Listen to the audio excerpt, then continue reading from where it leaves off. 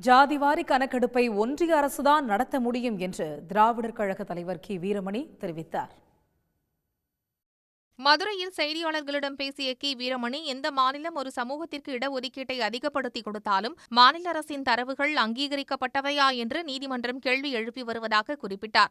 பீகாரின் நிலைமை தமிழ்நாட்டில் நடக்கக்கூடாது என்பதற்காகத்தான் சமூக நீதியில் அக்கறை கொண்ட முதலமைச்சர் மு. ஸ்டாலின் ஜாதிவாரி கணக்கெடுப்பை முறையாக நடத்த வேண்டும் என கூறுவதாகவும் அவர் தெரிவித்தார். மராத்தியத்தில் வழக்கு போட்டாலும் அதிகப்படுத்தினாலும் அதே மாதிரி வேற இடங்கள்ல வழக்கு போட்டு அதிகப்படுத்தி இடஒதுக்கீடு கொடுத்தாலும் வன்னியர் சமுதாயத்துக்கு 10.5% என்று இடஒதுக்கீடு கொடுத்திருக்கிற சட்டமாக இருந்தாலும் ஒரே வார்த்தையில நீதிபதிகள் உச்ச நீதிமன்றத்திலையும் உயர்நீதிமன்றத்திலையும் என்ன சொல்றாங்க, have you got a quantifiable data அப்படிங்கிற ஆங்கில சொல்ல பயன்படுத்துறாங்க.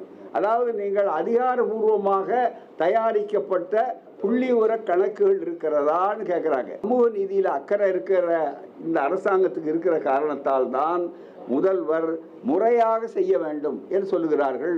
ஜாதிவாரி கணக்கெடுப்பை ஒன்றிய அரசுதான் நடத்த முடியும் என்பதால்தான் பீகார் முதலமைச்சர் நிதிஷ்குமார் பிரதமரை சந்தித்து கோரிக்கை விடுத்ததாகவும் கி. வீரமணி தெரிவித்தார். உடனுக்குடன் செய்திகளை தெரிந்து கொள்ள சன் நியூஸ் பெல் ஐகானை கிளிக் பண்ணுங்க.